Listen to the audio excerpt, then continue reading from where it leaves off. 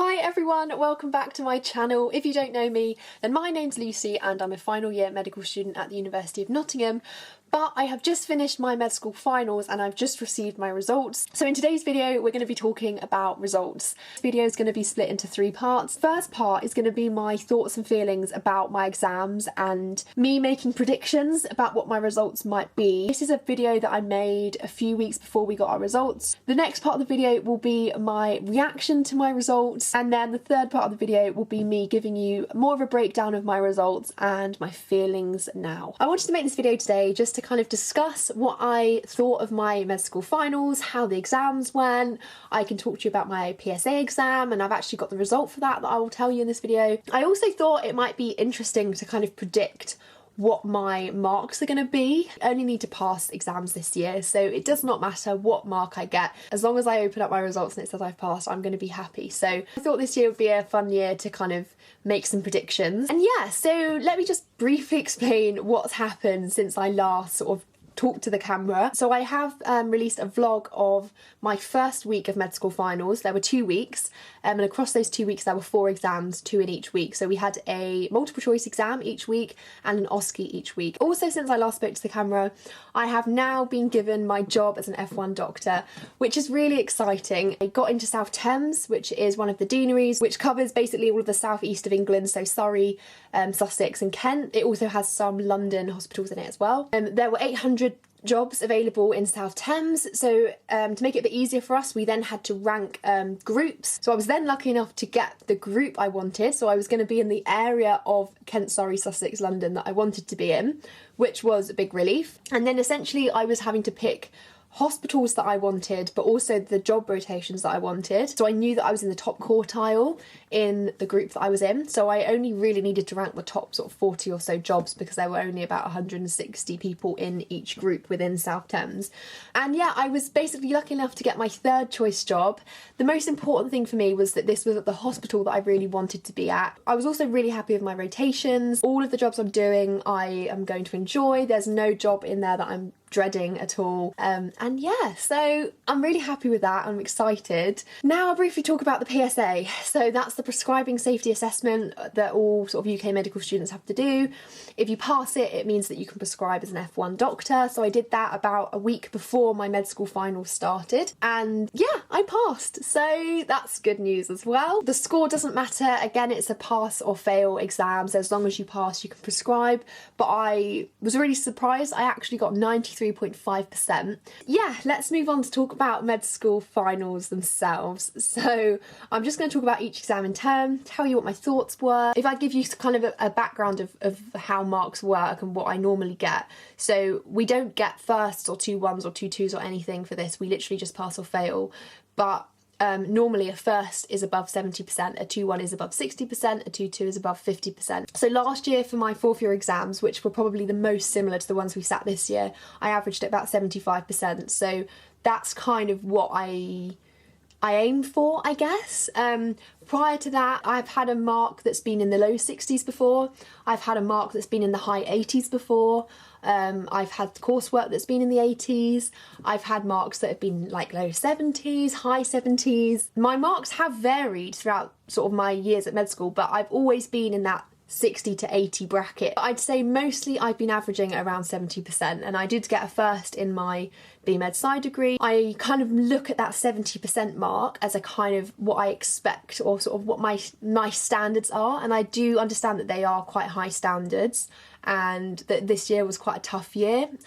So yeah, basically that was a long way to explain that essentially if I get above 70 in any exam, I'm going to be really, really pleased with myself. I do have high expectations for myself. But yeah, I mean, even if you get the pass mark, it's an amazing achievement. And even if you fail med school finals, there's literally no shame in it at all, because they are so tough, and so much rides on literally just a few exams. It feels like your whole 5 years of learning about medicine literally rides on 4 days. And you can easily have a bad day on one of those days, or even 2 bad days, and that could really affect your sort of overall marks. So no shame at all in failing. So the first exam I sat was a multiple choice exam. It to be honest, shocked me because it was difficult. My initial reaction was that the exam went really badly because I found it really difficult, and I'd been used to finding the mocks not easy, but being able to work out the answers to the questions, feeling like I was getting the questions right as I went through. That was different to what I felt in the real exam. I very much felt like I was often having to sort of take a punt on an answer. Sometimes I was really stuck between two answers, and I just, for the life of me, couldn't figure out which one it was. Overall, as I was going through the exam, I just didn't feel confident, and I felt like I was guessing lots. But kind of when I reflected on it afterwards, I realised I wasn't guessing. It wasn't blind guessing of answers. It was me using the knowledge I had to try and work out the answer. And I think actually I probably did okay, and I probably did better than I thought. Yeah, I would predict for this exam I probably got in the 60s. I doubt I would have got over 70. Maybe I would have got like 63 or something. I don't know, I'm gonna go with 63. So my second exam was OSCE number 1. There were 5 stations. We were originally meant to have 8 stations in both our OSCEs, which then changed to 6 because of COVID restrictions or something.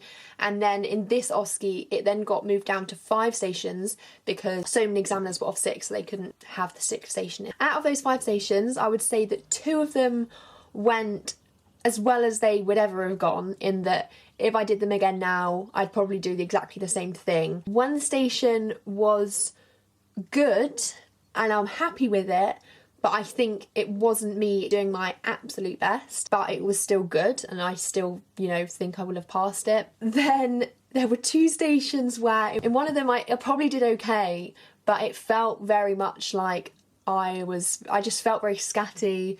I couldn't really think straight. I didn't really get the station, I think was the problem. I didn't really get what I was meant to be doing, which probably just because I had OSCE brain and I just couldn't think clearly. Like, it wasn't a disaster, but it just wasn't, again, my best. And then there was one that was quite bad, so the station that involved prescribing. I just didn't do it in a way that I would normally do it. Yeah, I think I would have passed it. Again, like the last exam, I don't think it will be one of my best exams. I feel like it will probably be around a 60 something maybe. I think hopefully the 2 stations that went well will have brought it up a lot, so maybe it will be around 65, but yeah, I don't know if I'm being too generous with myself here. Moving on to the second multiple choice exam.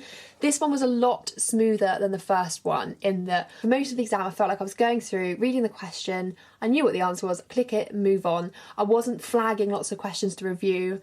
I wasn't having that sort of, you know, picking between 2 answers and not knowing which one to pick and then having to guess. There were still things I got wrong. I made silly mistakes in this one and in the other multiple choice exam where I literally would know the answer, but for some reason I just put something different. It's really weird. It only ever happens in exams. It never happens in like mocks. Yeah, I think overall this one went all right. I think if any of the exams is going to be over 70, this will be the one that is. So maybe this one will be a low 70s mark, maybe like 71 or 72 or something like that, because I do think it went a lot better than the other ones. So then moving on to the last exam, which was the second OSCE. I had to wait so long to do this exam. Our OSCEs are over 3 days, and within those days there's a few different groups running throughout the day, and my OSCE was on the last day of exam period, so it was literally like 2 days after some people had already finished, and it was the last session of the day as well. So I finished at like 4 p.m. on the last day of exam season, and some people had already finished and gone home, and I was still doing the OSCE. So it felt like the anticipation was building a lot for it. And so this OSCE had 6 stations. In this one, I would say one of the stations went really well. There were then 3 that were kind of the next level down from that. So they weren't amazing. I wasn't entirely happy with them, but I think I did a good job. I think I was always going to make mistakes and things under the pressure, so I'm not sort of going to be too hard on myself for those 3. It might not be my best work ever. It was probably the best in the situation I was in, so I'm happy with those ones. There were then 2 that weren't so good. I think they were my best for the pressure that I was feeling, but I would say that I'm disappointed in them. Like, I could have done a lot better. So overall, it was very mixed, as an OSCE always is. I would say this OSCE was probably better than the first one. So maybe this one would be like a high 60s, like maybe like 68 or 69. This is really interesting, me guessing. I don't know if I'm being really generous or if I'm being really harsh, but we just have to see on results day what happens. Hi everyone, good morning. Today is results day. I'm going to find out my final year med school results today. Yeah, that basically means I'll find out that I will either have passed my exams and I will be a doctor in August, or I will have to resit. So hopefully I've passed. And I'm currently actually at Heathrow Airport waiting for my flight to America, because me and my boyfriend are going on a kind of 2-week trip to America. So basically results are coming out at 10, which is in about an hour, which is also when our gate is going to open and we're going to have to go to our gate. So everything's going to kind of happen at once. But yeah, I'm nervous. I feel like anxious anyway because I always get anxious in airports and I don't really like flights, and yeah, but we kind of came through security and we're sat in spoons now, so I'm just gonna relax. Got my apple juice, it's about an hour to go, and yeah, I will let you know when the results come in. I'm just finding them still.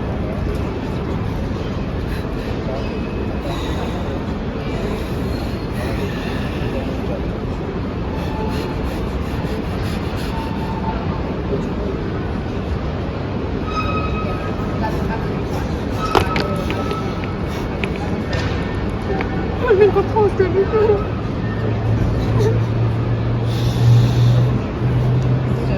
Wait, oh my god, I got 78 in the knowledge and I got 83 in the OSCE. Wait! Oh yeah, I passed all the stations. I passed everything.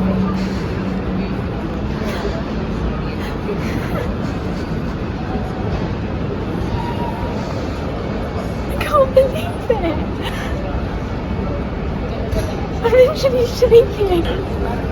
I got 78 and 83. I don't trust it. I'm a doctor. I'm not yet until graduation though. So that was my reaction. As you can tell, it was very emotional.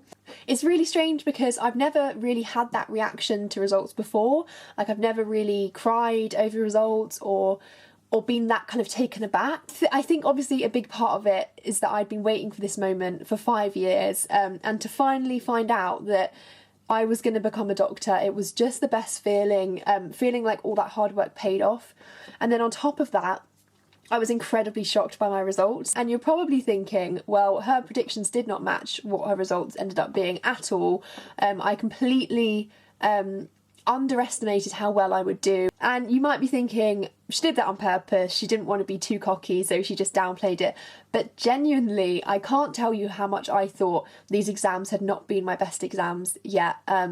I really, really thought I probably wouldn't get above 70, or if I did, that it might just be very, very close. I've also been scared throughout this whole year of med school, to be honest, that I would fail the OSCE, or at least fail a couple of stations, because I do think OSCEs are very kind of, like, it's easy to slip up and it's easy to get the wrong end of the stick. And I convinced myself that if any procedure came up involving a needle, I'd probably end up getting a needle stick injury, or something would go disastrously wrong, or I'd forget to take the tourniquet off or something. I really thought I would mess up a procedure. So yeah, I was really happy that the OSCEs went well at the time, and I thought they'd gone well, but I still thought, you know what, there's a good chance that I could randomly have failed one of the stations or even a couple of the stations, because you just don't really know what the examiners are looking for and what's on that mark scheme. I did sort of think that I'd probably passed, but there was always that bit of doubt in my mind that I might not have. So just passing was an amazing feeling. But then yeah, like I've said, those results, I spent the first few days after I got them literally waiting for an email to come through saying, oh, sorry, we gave you the wrong results, they're actually someone else's. And I think it's quite sad I felt like that, because it just shows that I didn't have confidence in myself and how I performed. And actually, you know what, I do work really hard. I try to always have a good balance. I try to kind of not spend my life revising, but at the same time, I do care a lot about medicine and I did want to do well, and so I'm just really glad that the work I did paid off. I will get to a breakdown of the different papers in a second, but something else I just wanted to kind of feel proud of myself for was the fact that I've just improved in med school so much year after year. So in my first year of med school, I wasn't doing YouTube, so I never filmed sort of my results or anything back then. But my results were good and I was really happy with them at the time. But I did used to get a lot of marks that were under 70. I was really happy with them. I used to get sort of marks like 68 quite a lot. It was only kind of third year I started sort of creeping up into the 70s a lot more, and then in fourth year when I got 75 sort of overall, I was really happy with that, and I thought, you know what, nothing can top this is the best I can do. So there was no way I thought that I would do better in fifth year, and so that's why I was also very shocked. And I don't think you should put too much value in those marks, because at the end of the day they don't define you. You know, if you passed, you passed. It doesn't matter what you got. We're all going to be doctors, and that's amazing. But for me, on a personal note, it just showed that me reevaluating my study techniques each year really did work. I basically changed my study technique again in fifth year. So in fourth year was the first year that I started using active recall, and I started using questions to test myself rather than using handwritten notes that I'd used before.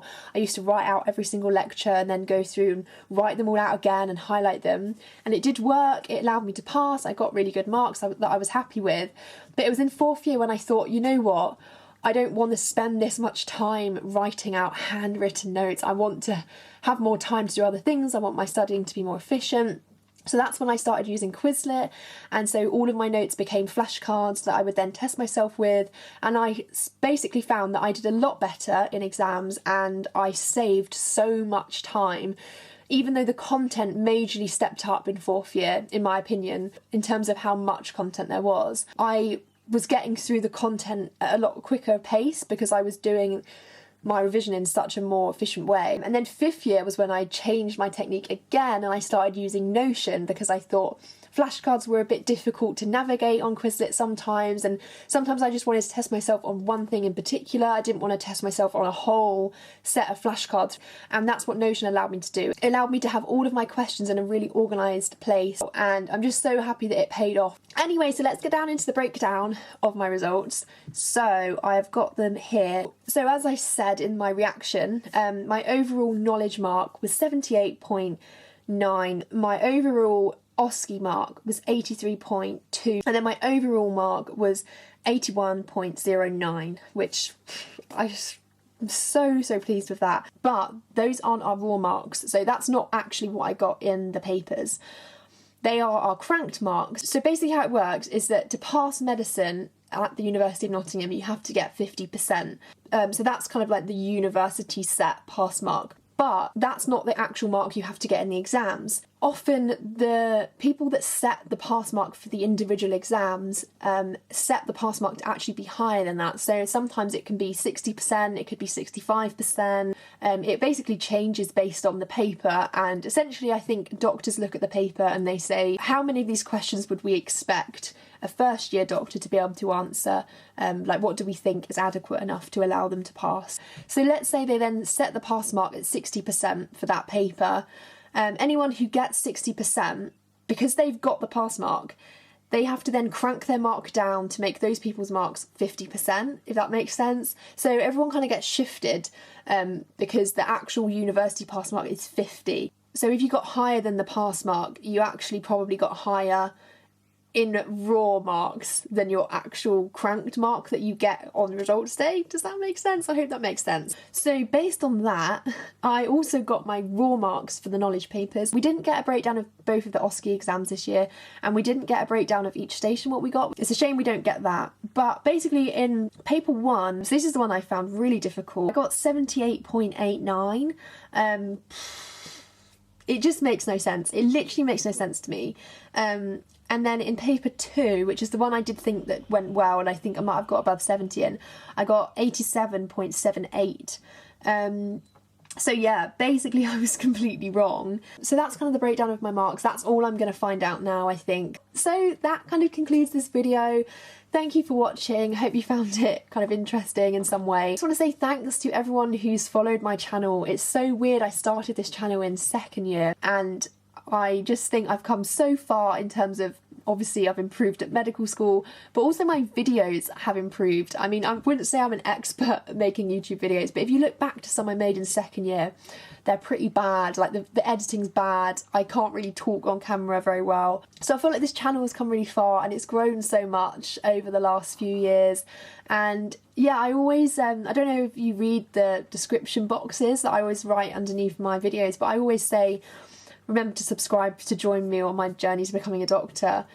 And it's just crazy that now, well, not yet, but when I graduate in July, when I start work in August, I am actually a doctor. I've actually made it to the end. And yeah, I just hope that I can carry on making videos about my future as a doctor, but I also do have one more placement as a med student as well, which is kind of a shadowing placement where we're just getting ready for starting work. So that's a 5-week placement that I'm doing kind of in June. So yeah, I'm not completely finished med school yet, but I have no more exams, which is an amazing feeling. And yeah, so thank you so much for watching, and I will see you very soon for my next video.